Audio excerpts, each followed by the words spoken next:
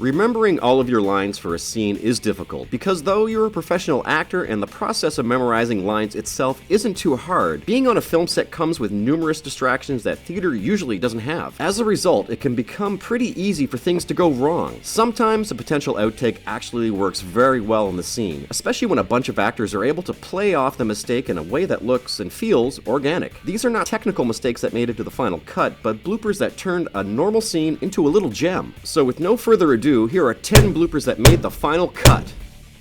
Star Wars. Stormtrooper bumps his head. Don't panic. We're not about to tell you the exact same thing that every other list on the internet tells you. Everyone already knows that the Stormtrooper waltzed along and smacked his head on the wall. Every other list has talked about it, but none of them seem to cover the interesting part. What a lot of people don't know is how later edits of the film work this goof into canon. George Lucas is a guy who's well known for meddling with his movies, but this time we'll give him a break. During one of the seemingly hundreds of remasters of the original Star Wars films, either George Lucas or one of the good people at LucasArts decided that it would be funny to edit in a sound effect to go with the Stormtrooper hitting his head.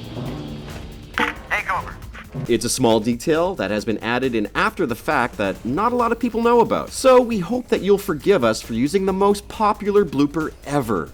Raiders of the Lost Ark: The Fly. When Raiders of the Lost Ark was released, it blew people away. It was a mix of 1940s adventure serials and the swashbuckling sense of adventure they brought, but it came with the kind of modern practical effects and epic action sequences that only modern cinema could provide. Yet a lot of people were hooked up on Paul Freeman's apparent secret identity as a lizard man, as he can quite clearly be shown eating a fly in this scene. During the shot, a fly unexpectedly flies onto Paul Freeman's face and climbs towards his mouth, yet we never see the fly escape and it's never drawn attention to. This makes it creepier than if the character had just plain eaten a fly. So where did the fly go? Well, once again, this is a blooper that was attended to in editing. In an interview with the Indie Experience, Paul Freeman said that the editing team removed the frames where the fly flew off for the sake of a joke. Later critics praised Freeman for his professionalism, eating the fly. Blade Runner: The Glass Accident. Sticking with Harrison Ford movies for a moment, let's talk about Blade Runner, the dystopian movie based on the original cyberpunk story, Do Androids Dream of Electric Sheep? The movie is about replicants, robots that have all the thoughts and feelings of humans, but with a limited lifespan and advanced capabilities. The crutch of this movie is the philosophy of monism and dualism, whether a machine can think and feel, and if we would have the right to take that away. Harrison Ford plays Deckard, a Blade Runner in charge of retiring the replicants. While the movie wants us to question the replicants' pain, there is no doubt that the actors certainly felt it. When Deckard goes to retire Zora, she immediately flees as he shoots at her. She crashes her way through several glass panes before she is finally shot and falls dead through the last one. Unfortunately, the last one was real glass, which caused the actress to injure herself. Inception. If you're a fan of Christopher Nolan, you've probably seen Inception. It was praised for its screenplay, visual style, and cast. It is also notable as the breakout role for Tom Hardy, who has appeared largely in only small-budget independent films such as Bronson prior to that. Tom Hardy plays Eames, a James Bond-ish kind of guy who understands dreams far more than the other characters. He also gets the most famous line in the movie. You mustn't be afraid to dream a little bigger, darling. When Joseph Gordon-Levitt is trying and failing to shoot at the enemy, Hardy comes in and says his famous line, and blows them up. While it's a great line and perfectly summarizes Hardy's character compared to Levitt's, what a lot of people don't know is that Hardy ad-libbed the line. While the original line was, "You mustn't be afraid to dream a little bigger." When Hardy read the line, "darling" just slipped out. Needless to say, it went over well, cementing Hardy as the suave British badass he is. Casino Royale: Walking Up the Beach. In keeping with actors who played James Bond, let's go to Casino Royale starring Daniel Craig, the blondest of all the Bonds. By now, you've no doubt heard that Casino Royale pulled the old switcheroo with its audience. The franchise, famous for shots of beautiful women slowly emerging from the sea, did the exact same thing with the buffest blonde Bond, presenting him as everything from the ideal man to eye candy for the ladies. However, what you might not know is the iconic scene of Daniel Craig at the beach was not an intentional reference to prior movies. It was in fact an accident that Daniel Craig happened to walk up a slight hill that he couldn't see beneath the water. Despite this, it's probably the most iconic image from the Craig Bond movies.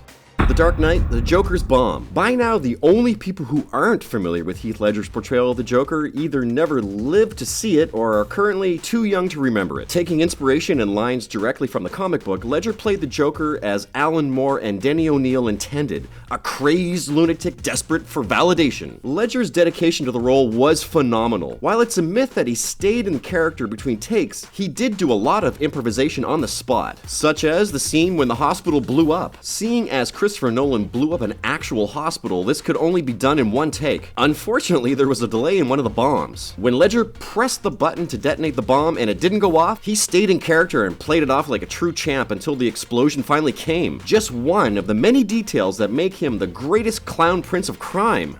Hot Fuzz, looking into the lens. When you're filming a comedy, you get a lot of leeway when it comes to bloopers. After all, a lot of comedy is built on improvisation. With that said, this blooper is actually very suitable. Not long before the second murder in Hot Fuzz, Shakespearean actor and James Bond Timothy Dalton is talking to our main characters and advises them to take this drunk guy home. Dalton is obviously the antagonist of this movie, and he takes every opportunity he can to chew the scenery, even looking directly into the camera for a brief second. While a lot of people don't notice it the first time, Dalton's quick moment of giving direct address was entirely intentional on his part, and the creative team didn't know what to do about it. On the DVD commentary, Simon Pegg and Edgar Wright said that him giving direct address broke canon a little bit and they didn't really want it there, but then realized that Dalton would never forgive them if they didn't use the take. So as a result, they kept it in. It's a brief but subtle moment, and after all, why would you want the most intimidating James Bond after you?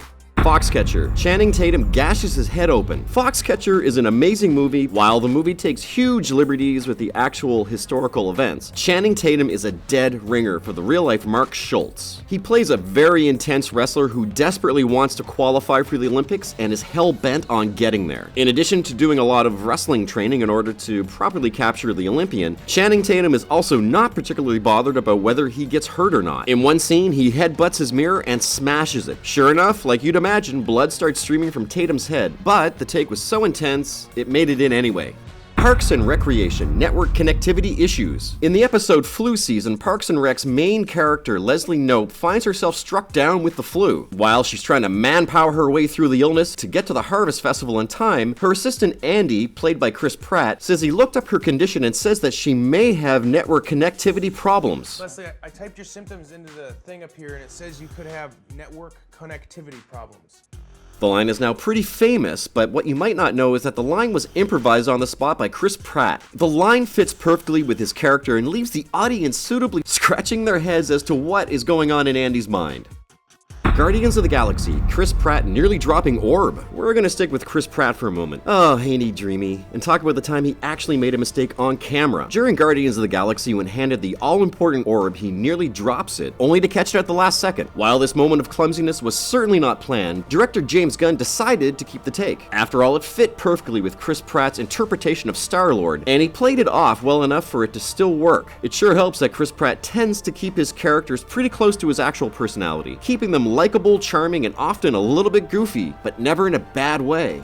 X-Men 2, James Marsden's mom. For our final one, we're gonna talk about a blooper behind the scenes. It may sound like a huge contradiction, but what a lot of people don't know is how something happening off camera can affect your performance. We all know about Christian Bale's epic rant on the set of Terminator Salvation, and yes, he was out of order for how he shouted at that worker, but it can be very distracting when you're trying to act under bright lights and the whole crew staring at you, wandering into your line of vision and such. So imagine how Hugh Jackman must have felt on the set of X-Men 2. During the flashback scene of Wolverine's escape from the Weapon X program, he was running around set completely naked. That's embarrassing enough. But it even got more so when James Marsden's, the actor who plays Cyclops' mother, showed up on set. According to some who were there, she was wolf whistling and waving dollar bills at the rather naked Hugh Jackman. On one hand, that's pretty embarrassing. On the other hand, who can blame her? And that's all we have time for today. Are there any that we left out? If so, leave us a comment and let us know. If you like this video, give us a thumbs up and check out the rest of our channel. Don't forget to like, share, and subscribe to CBR for cool vids about movies, action heroes, gaming, comics, and more.